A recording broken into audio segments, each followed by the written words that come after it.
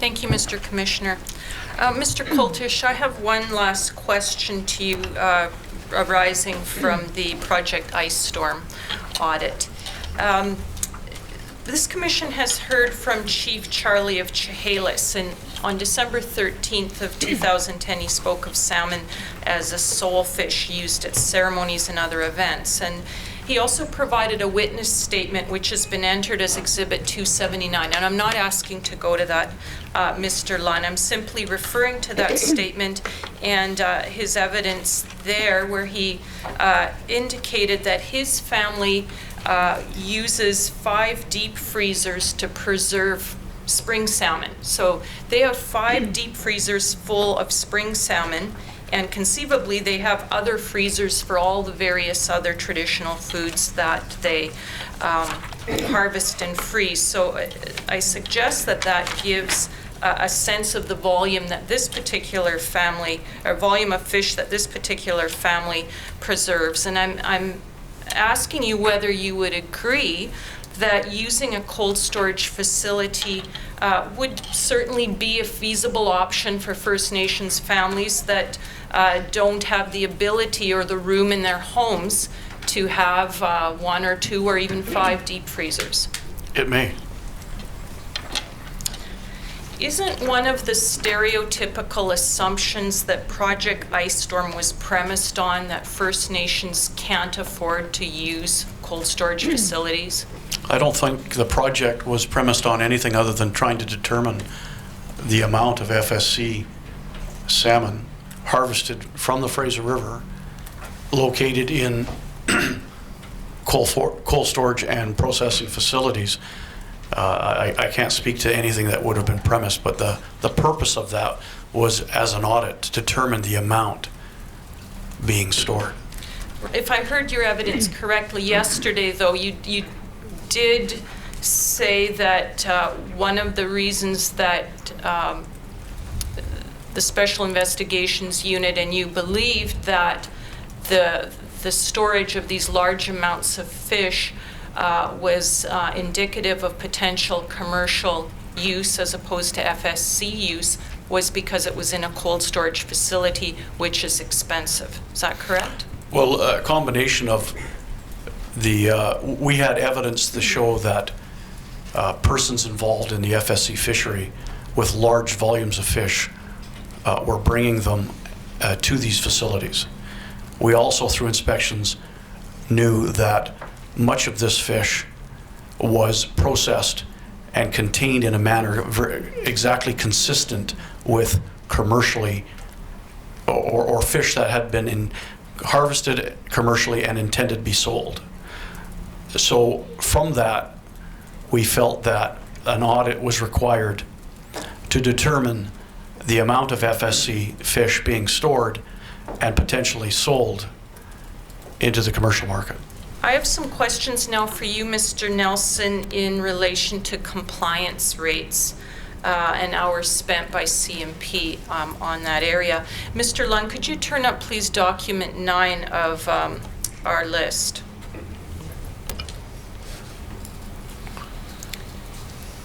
Now, Mr. Nelson, do you recognize this? This is a PowerPoint presentation from January 19th, 2010, which summarizes the program results for salmon. This is a document that a couple of the people that report to me would have prepared for attendance. So I have seen it. It's intended for the audience of the Integrated Harvest Planning Committee. And was this a presentation that you delivered? I don't think it was me that delivered it. It was most likely Herb Redekop or John Lewis. Okay, but it's a document that you're familiar with, correct? I've seen it. Yes. Could this be marked as the next exhibit, please? Exhibit 882. And if I could take you, Mr. Nelson, to page 17, please.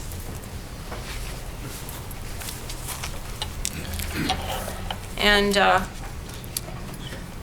this is a graph which says at the top, Lower Fraser salmon fisheries from April 1st, 09 to January 12th, 2010. And it indicates there the various fishery categories And then across the chart on the top, fishery officer effort hours, percentage of total effort, checks, violations, and compliance rate. And going down the compliance rate column, we see, well, for commercial troll, it says that there were 9 fishery officer effort hours, but it says 0 checks. So can you explain what that means if there were 9 effort hours but 0 checks? I don't understand why the 9 hours, because there was no commercial troll fishery in that area. It may have been a misentry by an officer, but or it could have been some checks of some trollers who landed in the Lower Fraser area. I'm not sure. All right, so it's your understanding that there was no commercial salmon troll fishery during that time period? Right. So the 100% compliance rate is a little bit misleading because there was no fishery, correct? Again, the 9 hours of effort, if they checked a couple of boats and they were in compliance, it's not inaccurate. It's a very small sample. Okay, well, it says 0 checks, but Yeah. I don't know. I can't explain the 9 hours. So. all right. So we see a compliance rate of 88% amongst the commercial salmon nets. Aboriginal salmon, 88%. Aboriginal salmon economic, 80% compliance. Recreational salmon non-tidal, 91%. And recreational salmon tidal, 77%. Right. And do you agree with the statistics that we see here? I'm assuming they were pulled from our system, which is as good as the information that goes into it. So the officers that retrieved this, I didn't retrieve it. I'm assuming they got the right information. Right. So, and you'd agree that it shows good compliance rate by the various users, and in particular, from my clients' interests, amongst the Aboriginal users. Well, I don't view even numbers of 12 and 20 and 23% as good. That's a lot of illegal activity. Well, I'm looking at the percentages. Yeah, I am too. The non-compliance rate on the far right says commercial salmon 12% non-compliance, Aboriginal 12%, Aboriginal salmon economic 20%, recreational salmon 9%, recreation salmon tidal 23%. Those numbers are high as far as I'm concerned and require some attention. And given that the recreational salmon tidal fishery had a 23% non-compliance rate, was there any corresponding change to enforcement? I don't know that. It's important. One other thing we take into account is what's the impact to the resource.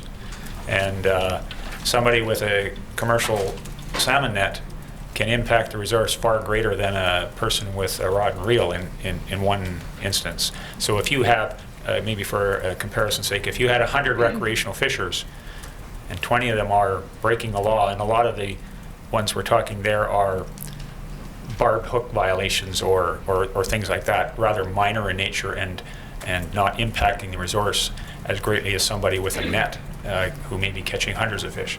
So it's you have to be very cautious when looking at non-compliance rates as far as just comparing the one against the other. And you'd agree with me that this chart doesn't really give us any information about the exact nature of the violation, since we only see numbers here. That's correct. Some of the Aboriginal ones might have been fishing outside the time or minor in nature as well. I don't know that. Mr. Lund, could you turn up Exhibit 880, please?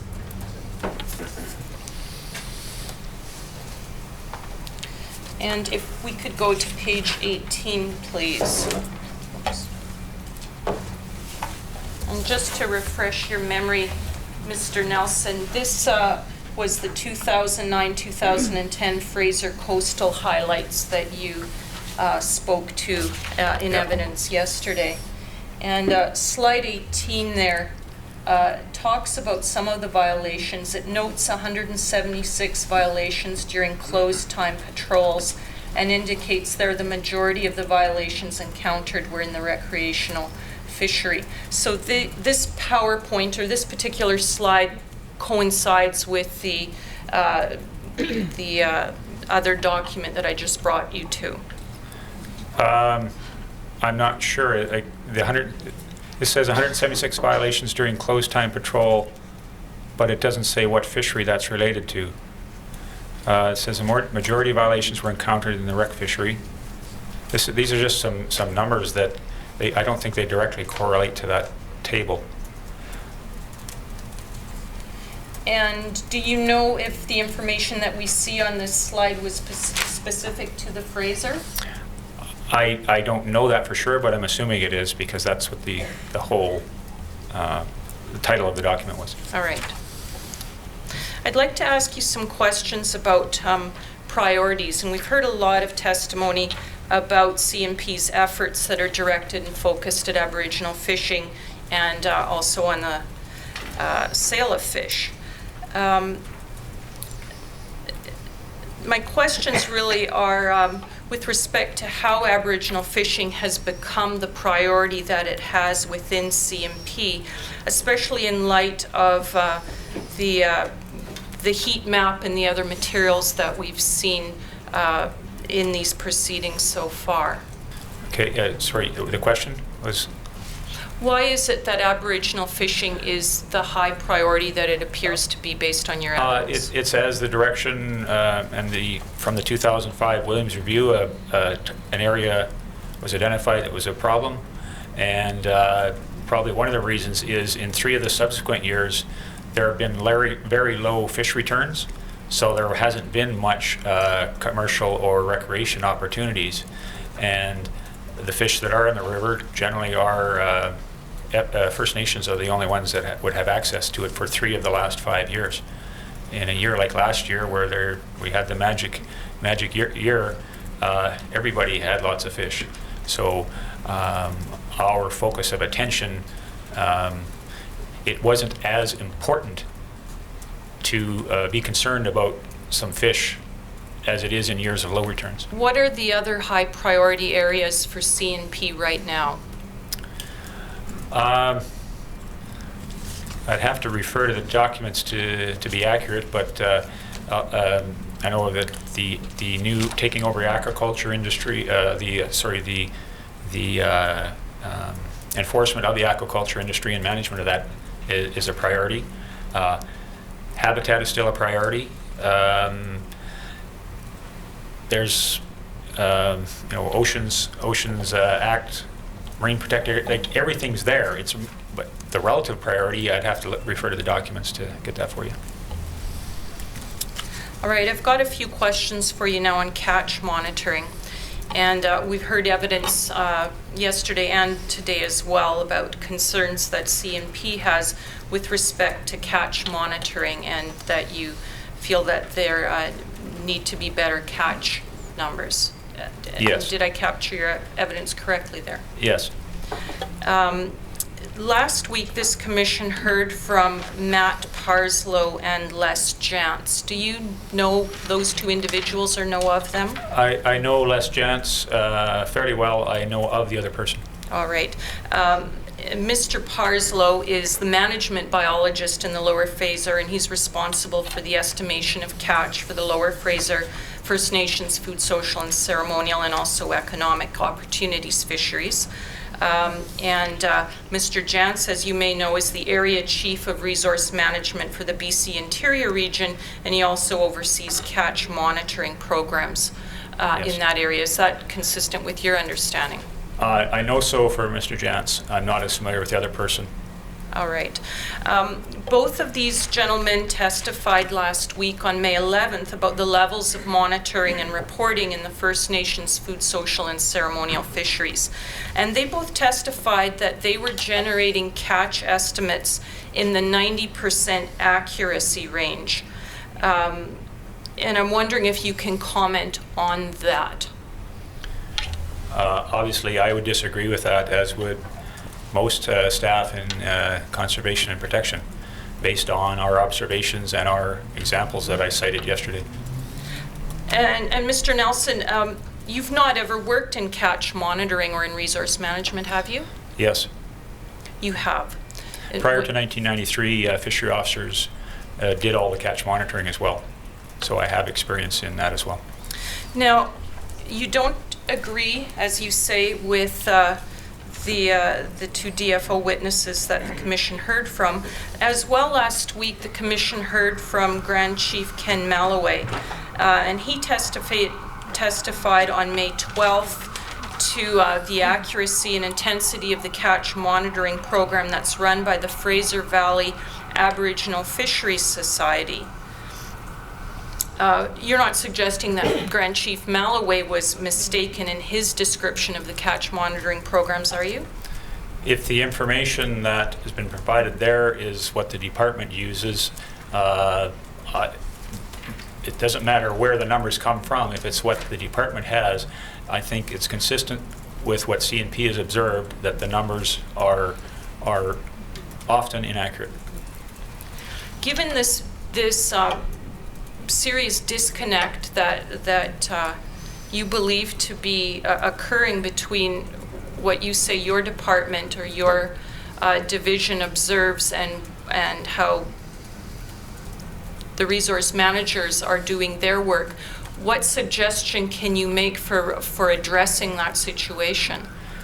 It was the first recommendation that I read yesterday. I believe something along the lines I used where, for some reason, we can't seem to do it ourselves. Perhaps we need to be forced to get together and deal with this issue.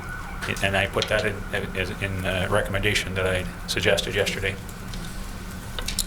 We need to come to terms with that, as with a number of things, such as how do we, the whole FSC allocation issue. That's where that has to start.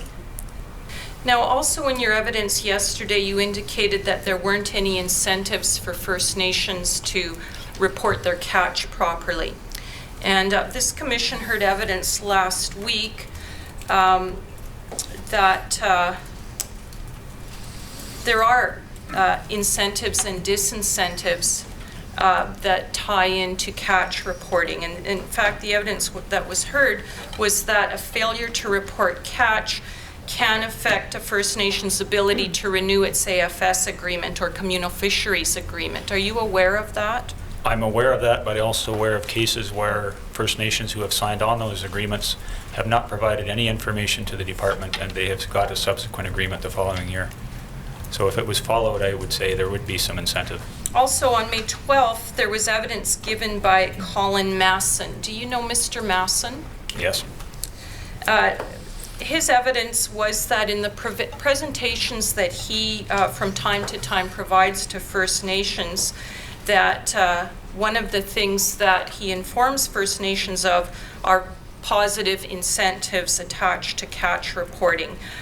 For example, the ability to improve collaborative relationships with DFO.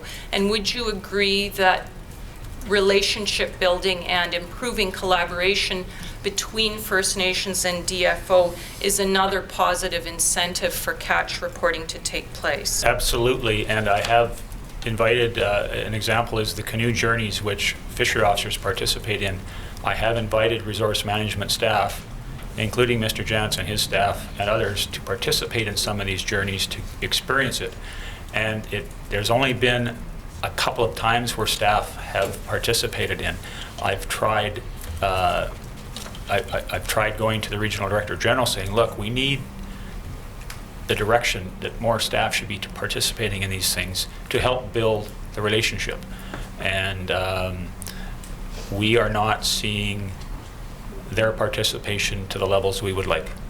I've got one other question that relates to the relationship between CNP and the resource managers and the recommendation that you made. And I'm wondering, how does line reporting get in the way of your two departments being able to come together and communicate effectively? In my view, it doesn't, but I think what was one of the most important views that is from neither of us was the departmental audit that was done 1 year after line reporting.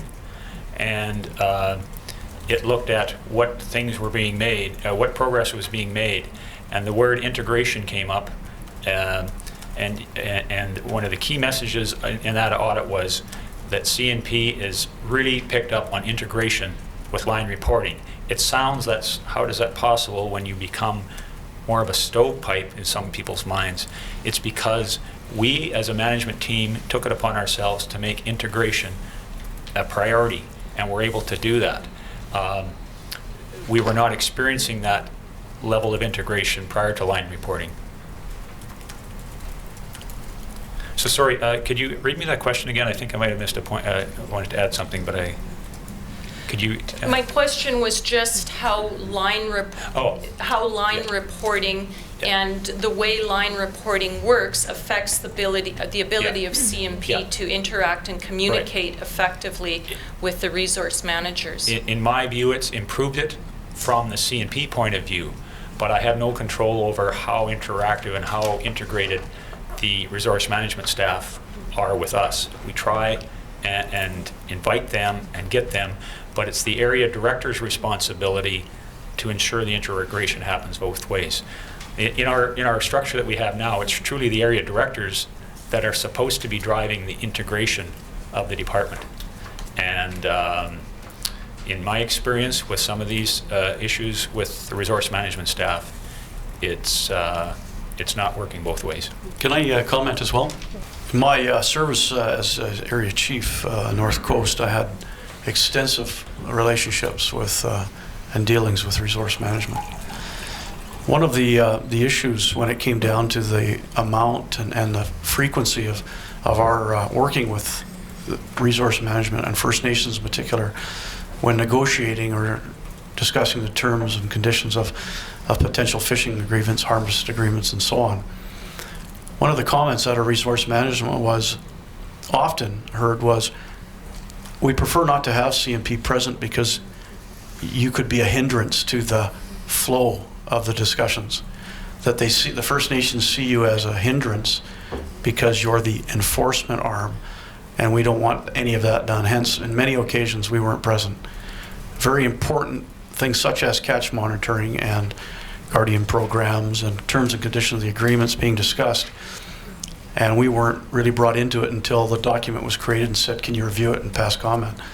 And as you can imagine, that's a difficult process for us as well. So at many times, we've simply not been included in these discussions.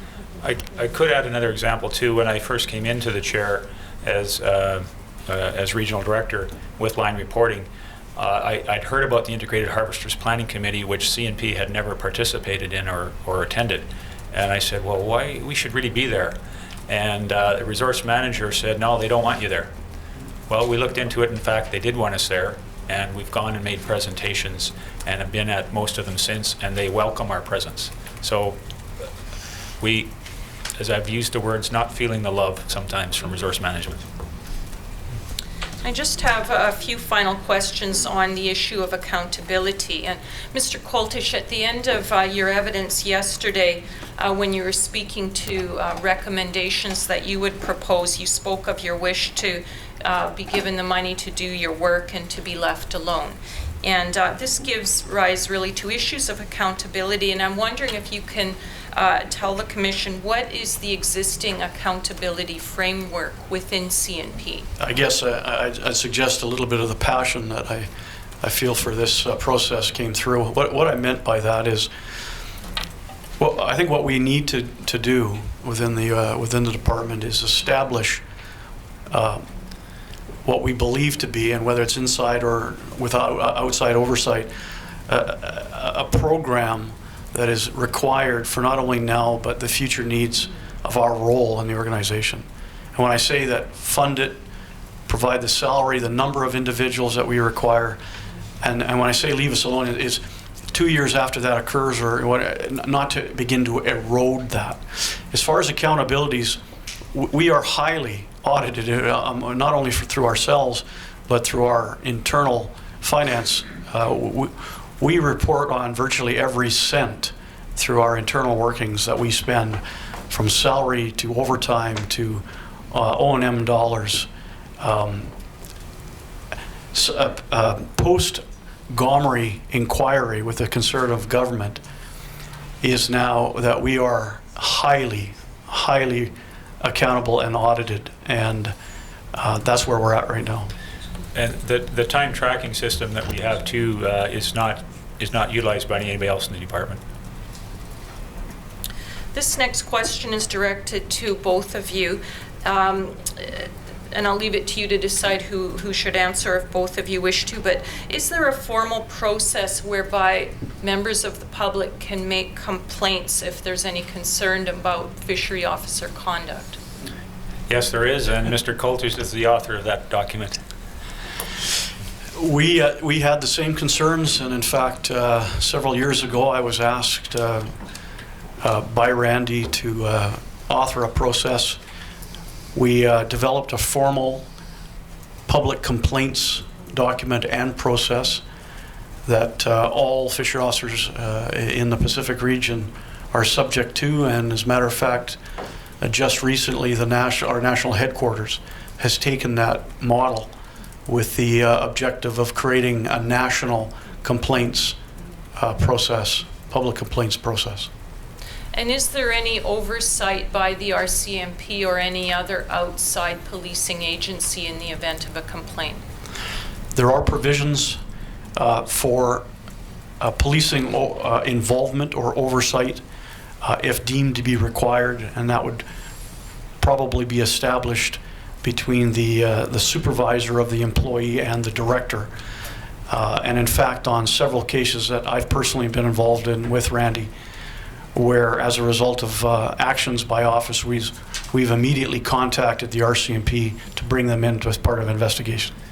Depending on the level of the investigation too, we have what's called a code of conduct, and if it's a serious enough violation or accusation, the code of conduct brings the investigators from outside the region to do it. We don't do it ourselves. Pardon me, there will be one person from within the region and 2 from outside that participate in such a code of conduct investigation. Thank you. Those are my questions.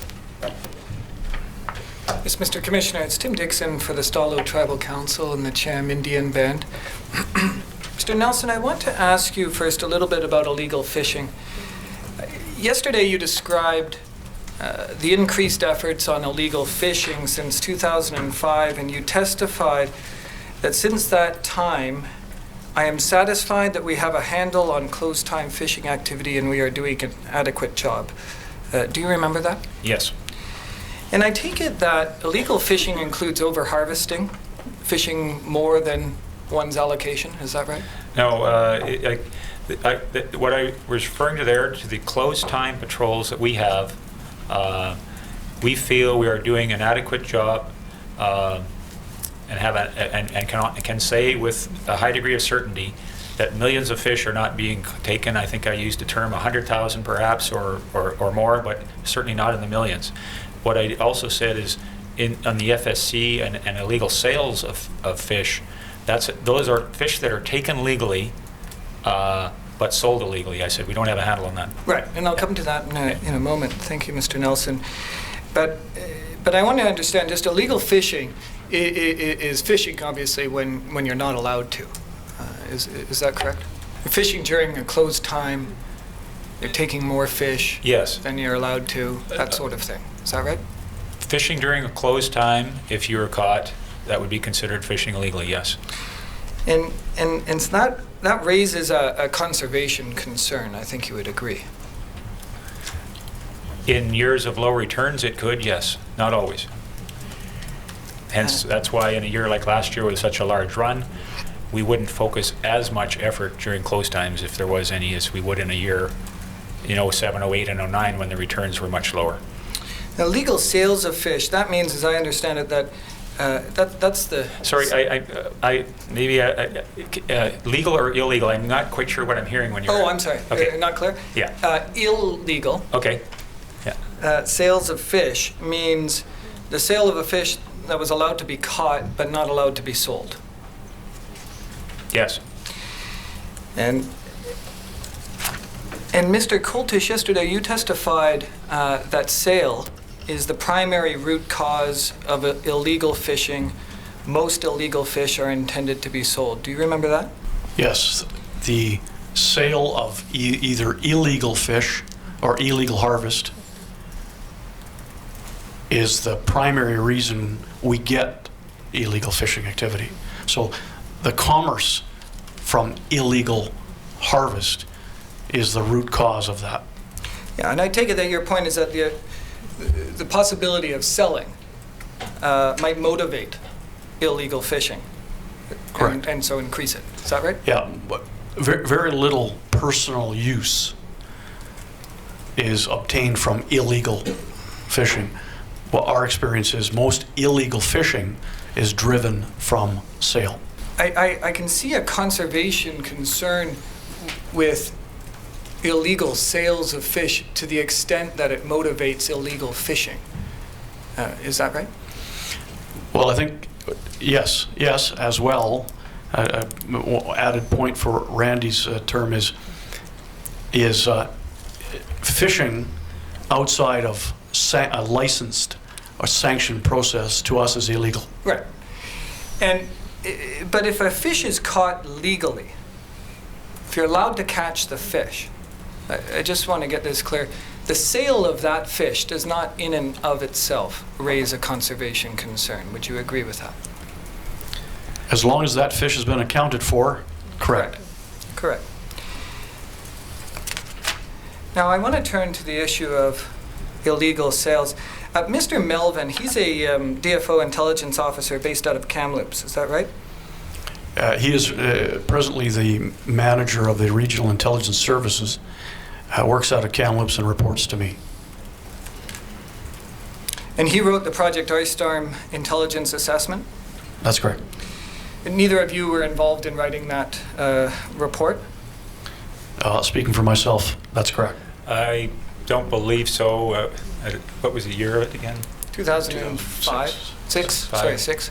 Not the rating of it, no. You've read them, obviously.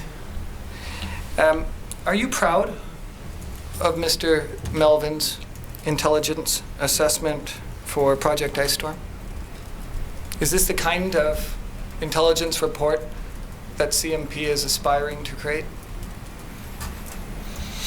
I would certainly say I would respect it.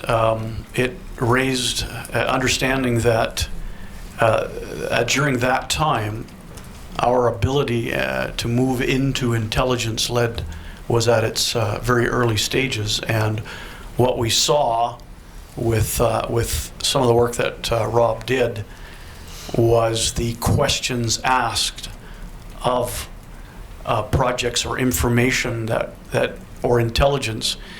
Sometimes these questions are tough questions, but we need to ask them because, again, we want the intelligence to lead us instead of a preconceived route. Yes, I heard you say that, Mr. Koltish, and I'll get to that a little later on. But let me ask you right now: do you stand by Mr. Melvin's report in Project Ice Storm? Do you stand by what he wrote in that report? I have no reason not to at this point, understanding my involvement in it. I would like to comment that I don't agree with everything that Rob puts in reports, and nor do I agree with everything that every employee has. Rob is a good employee, and there are things that I've seen in some of these that I would say I don't agree with. And does that extend to this specific report, Project Ice Storm? I'd have to go through it and look at it and read it. But Did you not go through it in preparation for this hearing? I've gone through about 3.5 feet of binders between Friday and today, so it's embedded somewhere in there. Mr. Koltish, yesterday and again today, when you were asked about the Project Ice Storm report, you testified that most or all of the fish in the cold storage facilities were processed in a manner consistent with them being for commercial use, as in the way it was vacuum packed or filleted or processed in smaller packages. And then you testified that there's a cost to all of this. And I just want to get the reasoning correct. As I follow you, is your reasoning that the cold storage of FSC fish in this volume processed in these ways with this sort of cost is not consistent with FSC use of fish? Is that the reasoning? That's one of them, yes. The underlying assumption there is that this cold storage of FSC fish is not consistent with First Nations patterns of use for FSC fish.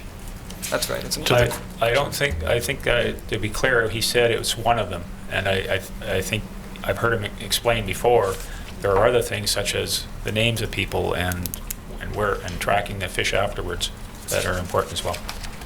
So yeah. The question was very narrow on just because something is in cold storage, does that make it FSC? No, or does that make it FSC that's going to sale? I don't think that's what, certainly not what I share.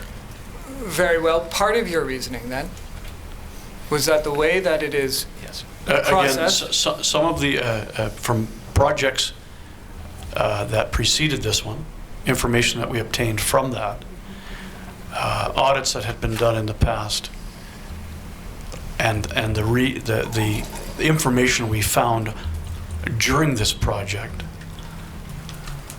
leads us to believe that a substantial portion, or all, but anywhere in between, could have been intended for sale. Could have been intended for sale. I thought I heard it stated a little more definitively I'll put it a little bit earlier. We believed that it was intended for sale. And part of your reasoning, Mr. Coltish, is that you do not believe that the cold storage of fish in this way is consistent with FSC use of fish. Is that That's correct? That's correct. Mr. Lund, could we go to Exhibit 870, please? This is Mr. Melvin's assessment of the Project Ice Storm audit. Now, in this document, could you please direct me to where Mr. Melvin analyzes First Nations patterns of use for FSC fish? Because I didn't see it in there. Sorry, I don't have it here in. Oh, sorry, it's up. Do you know it? I've memorized it, but I don't have it in front of me. It's it probably not on in one the of these screen? binders if I'm directed to the right binder. Perhaps Commission Counsel could help you. Actually, I think I might have it here. Mr. Commissioner, it's the document, the paper copy will be contained in the binder labeled, I'm not sure what it's labeled at the table there, but it's the Commission's binder of documents at tab 22. What I'm looking for, Mr. Coltish, is where Mr. Melvin is analyzing what CMP knows about First Nations patterns of FSC use of fish. I'm not sure that would be in here. No, I don't think it is. Okay, I'll Is that- take your you accept that? word for it. So has CMP gone and conducted a study of how First Nations use fish for FSC purposes? I'm not aware of any formal study, but understanding the nature of what we do, the very, very close relationships that we have with First Nations, the fact that we work with them and have worked with them for many, many years and continue to do so at every level of their fishing activities, as well as the work that and relationships that we've developed with them in their communities, I think we probably have a pretty good understanding of the importance of FSC fish and how it's used. And how it's used. Well, so let's take this one step at a time. You have not conducted a formal study on the patterns of FSC use of fish by First Nations. Am I correct in that?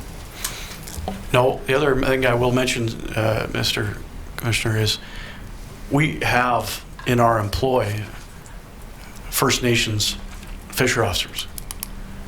And through that, and again, our program, the fact that we work with First Nations in a very, very close manner, I think provides us a pretty good understanding of what its use. Have we conducted a formal study? I'm not aware of that. So there's no report that you have that you can draw on that says, hey, here's how First Nations use FSC fish. Well, they don't vacuum seal it, and they don't put it in cold storage. We know that. And they don't fillet it when they store it. And here are the volumes that they use. You don't have a report like that, do you? No. No. No. And again, there is no mention of that in Mr. Melvin's Project Ice Storm report. He didn't turn his mind to it. Do you accept that? Mr. Melvin writes what's pertinent in here. There's all sorts of other intelligence that he has and information that, probably isn't in here. I mean, You accept it, though, Mr. Nelson, that Mr. Melvin is very strongly coming to the conclusion that this fish in the cold storage facilities is for sale. Yes. Yes, and he's not addressing the issue of, well, how do First Nations use FSC fish? In what volume? Mr. Melvin is an experienced officer, lived in all parts of the region. He's lived in a First Nations community probably longer than most non-Native people.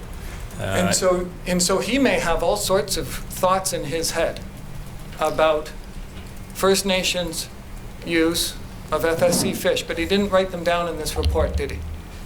He's probably got a lot of things in his mind that wouldn't be in 6 pages, absolutely. No, I mean, that's just not an issue that he thought needed to be addressed in a report that is going to the head of the division and the regional director general on this issue, right?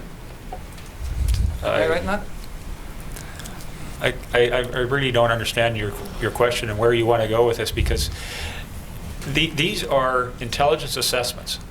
They aren't a complete document that has irrefutable evidence that's going to prove something. They are an assessment of information that is hopefully going to lead you to gather more information and take what information you have, make a proper assessment on it with good analysis by people who are not directly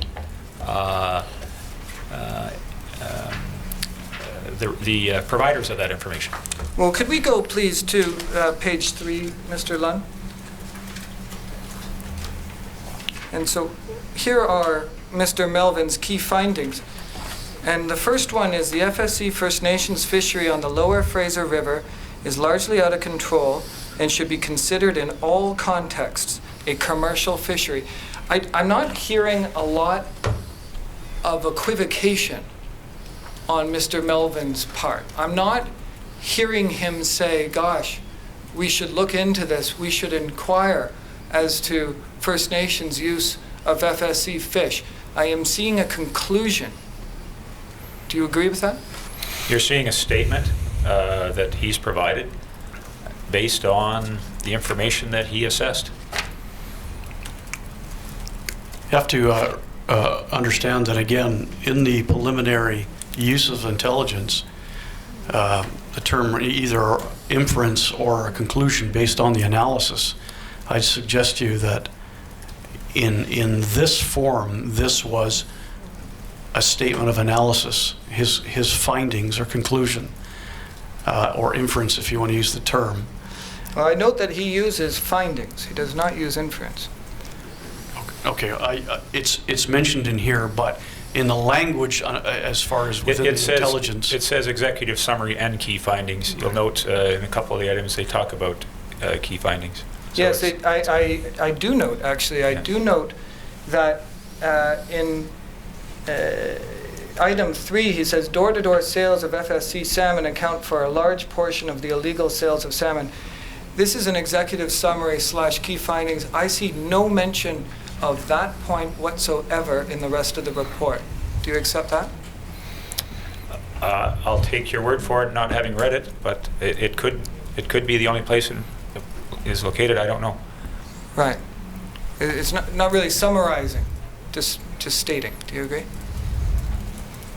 No, I can't agree unless I take a detailed look at it. Fair enough. We don't have time for that. Mr. Lund, could I turn to Exhibit 868, please?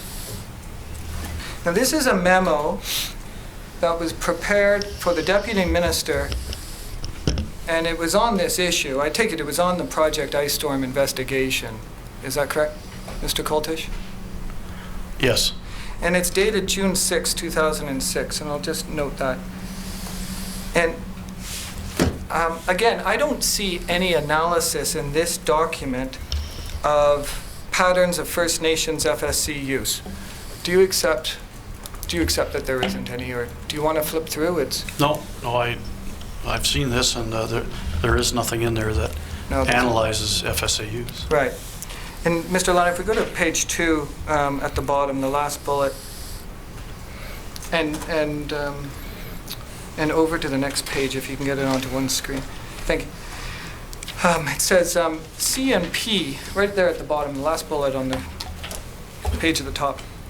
CMP is in the process of meeting with the elected chiefs and council for the respective First Nations that have members who have stored FSC salmon in the plants. The chief and council will be informed of the result of our audit and informed that DFO is hoping to further track the fish by contacting individual band members. Do you know if that was done? I don't. You don't know. I don't. Mr. Lund, sorry, but can we go back to Exhibit 870? Thank you. To the first page. Now, that memo that I just showed you, that was dated June 6th, 2006. Mr. Melvin's report is November 27, 2006, so that's about 5.5 months later, right? And again, I see no mention at all in Mr. Melvin's report of any discussions with First Nations on the findings of this audit. Do you accept there's no mention of that? And neither the two documents that I've seen. Right. And Mr. Lund, if we go to page 8 of this document, please. Down at the bottom there, under intelligence information gaps, thank you. There's 3 points here, and I take it that Mr. Melvin is identifying where do we need to go from here? What do we need to investigate? Where are information gaps? And you'll agree with me, there's no mention there of any intention to talk to First Nations about cold storage and FSC use, is there? I think he mentioned it earlier, did he not, in that one we just went through? That CNP staff would be working with First Nations? In the memorandum? Yes, it was mentioned. I see, the memorandum to the Deputy Minister. Yes, it was mentioned. And then I think you agreed with me, you don't know whether that was done. And my point is, here we are 5.5 months later than that memorandum. And Mr. Melvin has not mentioned any discussions with First Nations. I think you just agreed with me on that.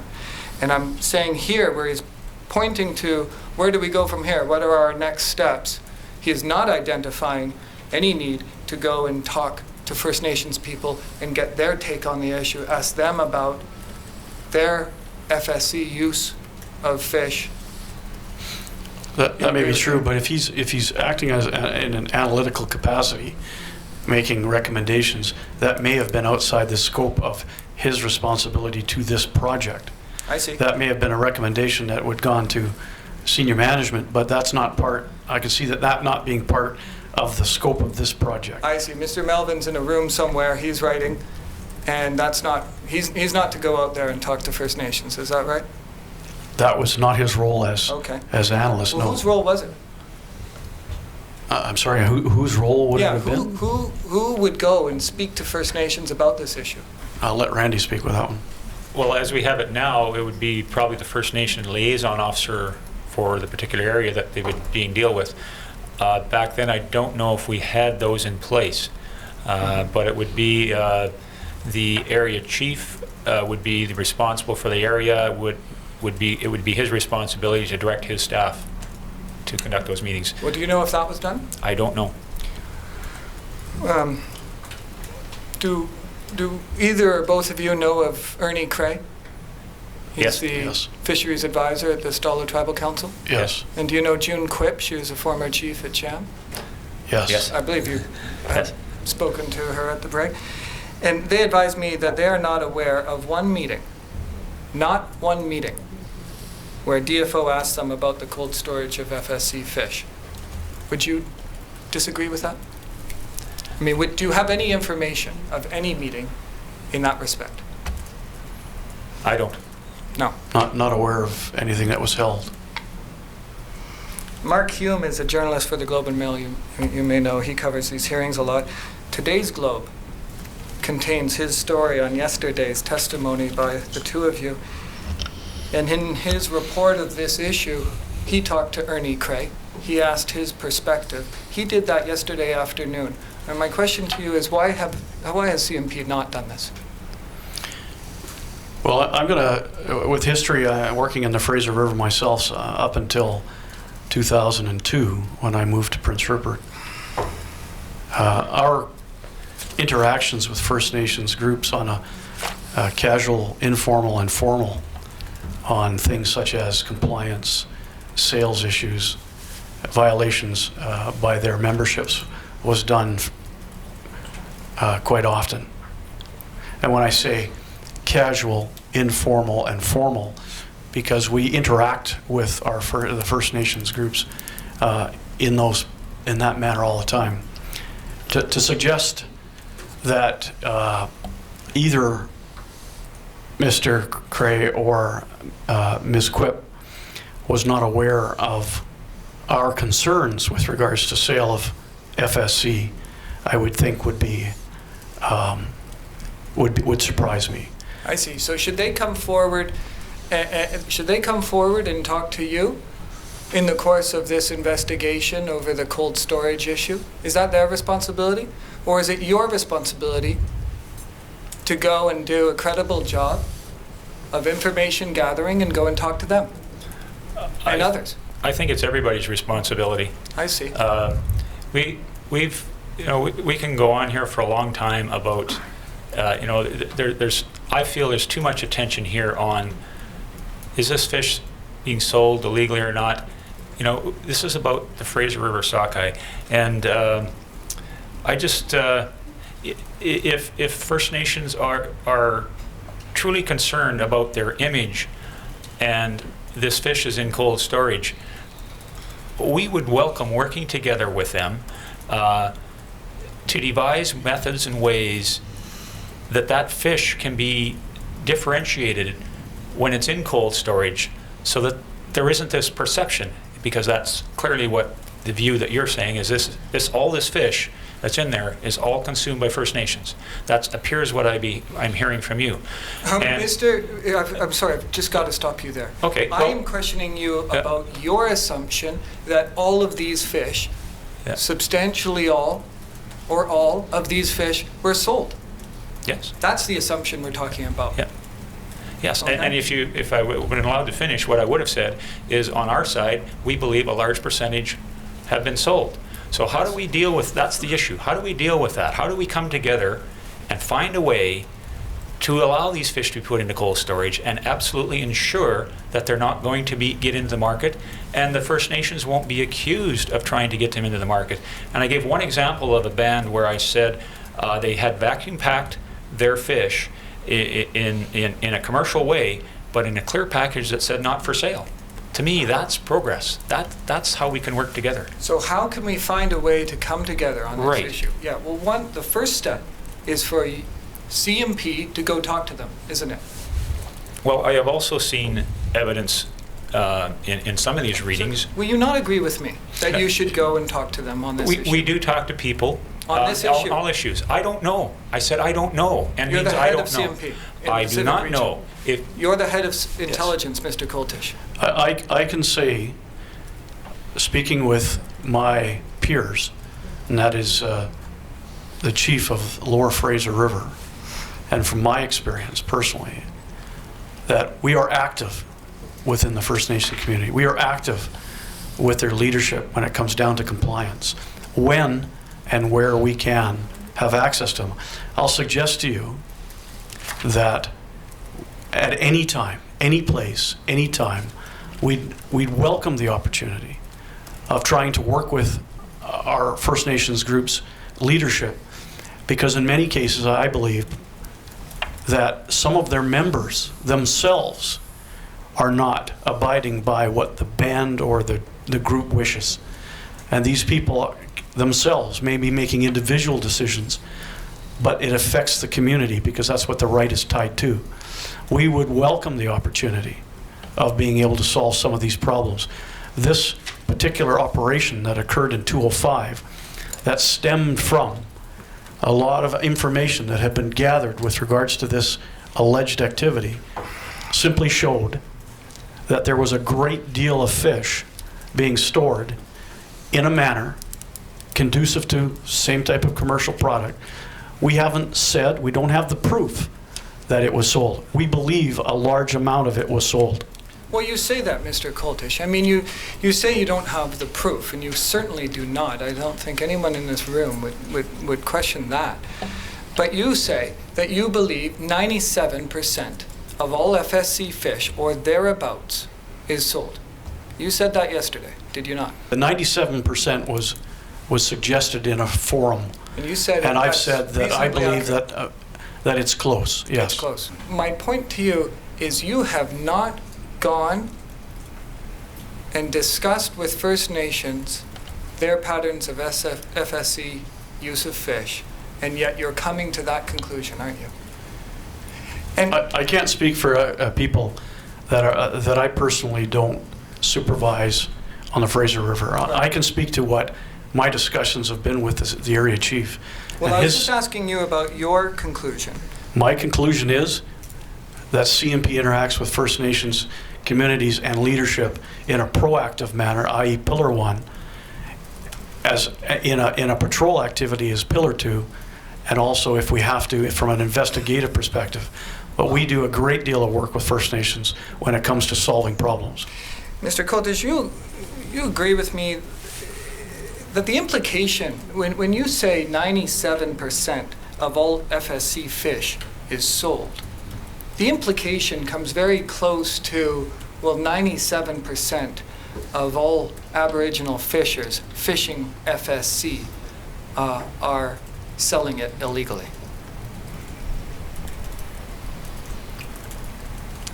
I maintain that I believe that a very large portion of the FSC fish that is harvested is sold. If you remember those numbers that came up with a 1.9 million pounds, there was one in the order of 300 and some thousand and one in the order of 200 and some thousand.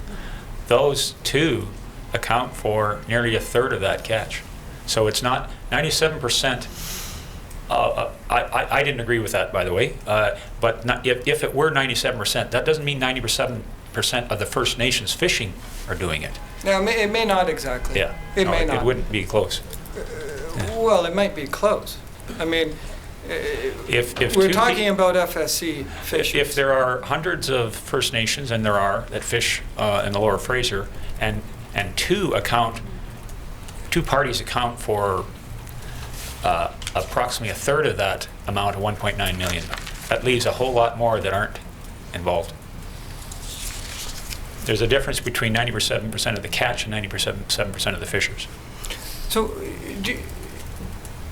would you accept that when First Nations hear this conclusion from CMP, from some CMP officers, that 97% of FSC fish is being sold, that breaks down trust between First Nations and DFO? No, I don't believe it breaks down trust. I think it's an indicator that we have a problem from what we're seeing and what we're hearing from, as far as catch reports, the problems that we've discussed and heard with regards to catch statistics. I think it's an indicator, I think it's a trigger that the First Nations communities themselves must have to be very concerned that if they're not aware of this activity occurring, it doesn't mean it's not occurring, it's that maybe they're not aware of it. If They're we're just off focused base, on the 3%. if we're off in our understanding, then we need their help to make us understand better. You And haven't that's where sought the their collaboration comes in. And you haven't sought their help, have you? Oh, yes, I won't agree with that, no. Excuse me, Mr. Commissioner, these aren't my witnesses, but I do take objection, with great respect to Mr. Dixon, how he's clipping off the witness as the witness answers any given question. He speaks over the witness, and I think in fairness to these two witnesses, that they be given an opportunity to respond to each of Mr. Dixon's questions before Mr. Dixon then follows up with a supplementary question. Thank you. I was just going to ask Mr. Dixon, what is your time estimate, Mr. Dixon? Yes, Mr. Commissioner, I have, I'll try to be done in about 15 minutes. I think we're slipping into a little bit of argumentative kind of to and fro. Very Here. well. It's not terribly helpful to me. So. Okay. I apologize for that, Mr. Commissioner. I certainly intend to be helpful.